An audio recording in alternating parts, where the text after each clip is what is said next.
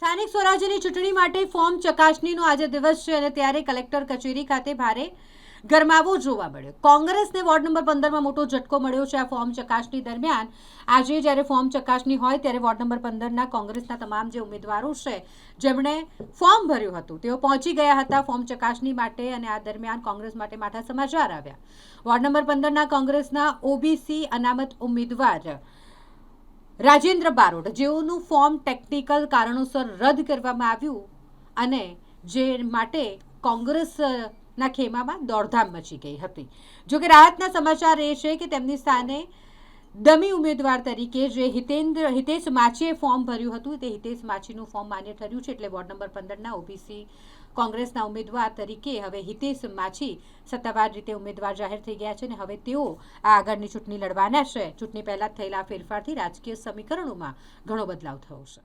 4 તારીખે જ્યારે કોંગ્રેસે અમને અમારા નામ ડિક્લેર કર્યા જાહેર થયા ત્યારથી જ આ લોકોને અંદાજો આવી ગયેલો કે ભાઈ આ પેનલ 100% જીતે છે તો કેમ કરીને આ પેનલને પાડવાની હરાવવાની અને આખી પેનલ ના આવે એવા પ્રયત્ન કરવાના। તો આ લોકોને તે ટાઈમથી જ બધા કાવા દેવા ચાલુ થઈ ગયેલા। ભ્રષ્ટ અધિકારીઓ અહીં આગળ બેઠા છે। એ ભ્રષ્ટ અધિકારીઓએ 2 નંબરની પુરવણી જાહેર નહીં થવા દીધી। બેઠેલા પક્ષ સરકારમાં બેઠેલા પક્ષ એવા એ મળીને મિલી ભગત દેખાઈ આવી છે અને આજે 45 વર્ષથી આ રોડ ઉપર રહેતો હોય, સેવા કરતો હોય, મત આપવાનો અધિકાર હોય, ચૂંટણી લડવાનો અધિકાર હોય અને આજે જ્યારે હું મેદાનમાં ઉતરું છું ત્યારે ડરી જઈને બી જઈને હારી જવાની બીકથી આ મારું 2 નંબરની પુરવણી પ્રસારિત થવા ના દીધી। કોર્પોરેશનના ભ્રષ્ટ અધિકારીને મિલીભગતથી દબાવી દીધી। અમે જતા રહ્યા ત્યારે અમને આશ્વાસન આપવામાં આવતું હતું કે ભાઈ આજે થશે, કાલે થશે, અમના કામમાં છે, સાંજે થઈ જશે। આવું કરતાં કરતાં ટાઈમ બધો પાસ કરી અને અમને છેલ્લી ઘડી સુધી પણ આજે પણ સવારે જઈને આવ્યા તો પણ એ લોકો એવું કહેતા હતા કે ભાઈ પુરવણી હમણાં કલાકમાં જાય ત્યાં પહોંચો, હું અમને તમને મોકલી લઈએ છીએ। આવું કરીને પણ ટાઈમ લીધો। ભ્રષ્ટ સરકાર, ભ્રષ્ટ અધિકારીઓ આ જનતાએ જોયું છે અને એ જોઈને જ એ લોકોને એવું ખબર પડે છે કે 100% આ પેનલ વોર્ડ નંબર 15ની જીતે છે।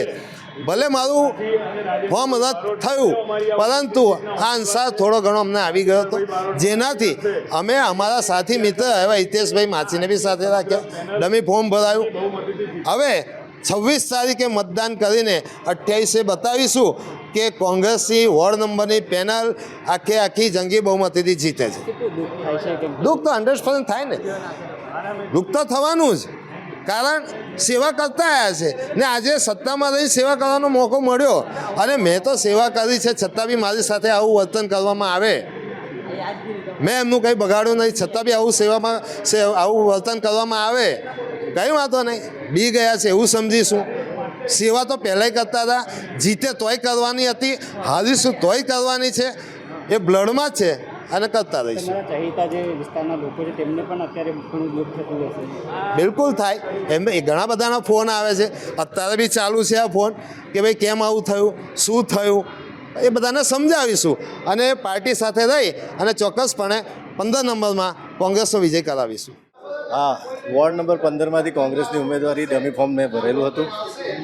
એનું કારણ એ હતું કે રાજેન્દ્રભાઈ બારોટનું ફોર્મ ઉપરથી અંશ આવેલો હતો મને કે રિજેક્ટ થવાનું છે, એના કારણથી અમારા ઓબીસી કેન્ડિડેટને હેરાન કરવા માટે પ્રશાસને બધું આ 3 મહિનાથી જોર લગાવી લીધું હતું પણ અમે ઓલરેડી એમની પૂર્વ તૈયારી રાખેલી હતી।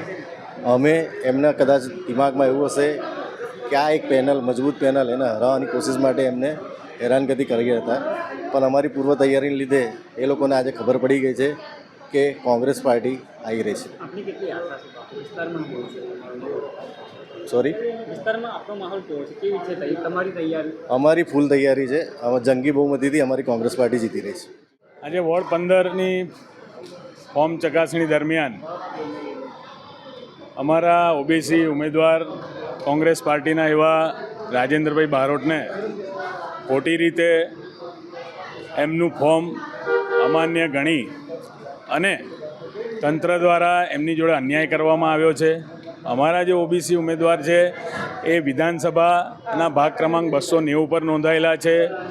એમનો મતદાર ક્રમાંક છે એ 934 છે. તમામ પુરાવા આપ્યા છે. હાઈકોર્ટનો અમે ઓર્ડર પણ આપ્યો છે. અમને છેલ્લા 15 દિવસથી એ પ્રમાણેની બાહેંધરી આપવામાં આવતી હતી કે મતદાર યાદીમાં પુરવણી વિભાગ 2માં એમનું નામ આવી જશે, કારણ કે SIR પ્રક્રિયામાં જે 9 ડિજિટનો જે કોડ છે એ પણ જનરેટ થઈ ચૂક્યો હતો. અમારી એપ્લિકેશન પણ માન્ય રાખી હતી.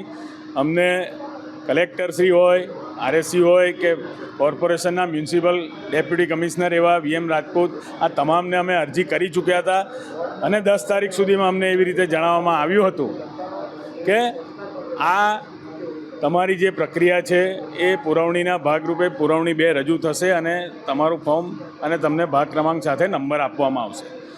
પણ હાર જોઈ ગયેલી Bharatiya Janata party A N can પ્રકારે આ પ્રક્રિયાને પૂર્ણ ન થવા દીધી અને અમારા ઓબીસી ઉમેદવાર જોડે અન્યાય કર્યો અને રાજેન્દ્રભાઈ બારોટનું ફોર્મ રિજેક્ટ કરાવડાયું. પણ અમને પણ ક્યાંક ને ક્યાંક આ તંત્રના પગલાં આ પ્રમાણેના હોઈ શકે એવી અમને આશંકા હતી. એટલે અમે એવા જ બીજા અમારા ઉમેદવાર એવા હિતેશભાઈ માછીનું ફોર્મ ડમીમાં જે ભર્યું હતું તે આજે મંજૂર થઈ ગયું છે. અને હવે અમારી વોર્ડ 15ની જનતા જોઈ લે કે આ તંત્ર ભારતીય જનતા પાર્ટીને તમામ લોકો અમને હરાવવા માટે જે રીતના કાવા દાવા કરી રહ્યા છે એનો જવાબ આપવાનો સમય છે. હવે વોર્ડ 15ની અંદર 4 નહીં 5 ઉમેદવારો લડશે. અમારા રાજેન્દ્રભાઈ બારોટ પણ જોડે લડવાના છે. હિતેશભાઈ માછી જોડે ખભેથી ખભા મેળવીને આ કોંગ્રેસની પેનલ હવે જંગી બહુમતીથી જીતશે. આવનાર તારીખ 26મીએ હું આપના માધ્યમથી મારા વોર્ડની જનતાને અપીલ કરીશ કે આ સમગ્ર ઓબીસી સમાજનું પણ અપમાન કર્યું છે, જેનો બદલો લેવાનો સમય હવે 26 તારીખે પાકી ગયો છે. એટલે હવે આ ભ્રષ્ટાચારની જે સરકાર છે, જે અમને કોઈને કોઈ રીતે મજબૂત પેનલને તોડવાનો જે પ્રયત્ન કરતી હતી એ પ્રયત્ન કામયાબ નથી થવાનો. આવનાર દિવસમાં 26 તારીખે અમે કોંગ્રેસની પેનલ જંગી બહુમતીથી જીતીશું એવી અમને ચોક્કસ આશા છે.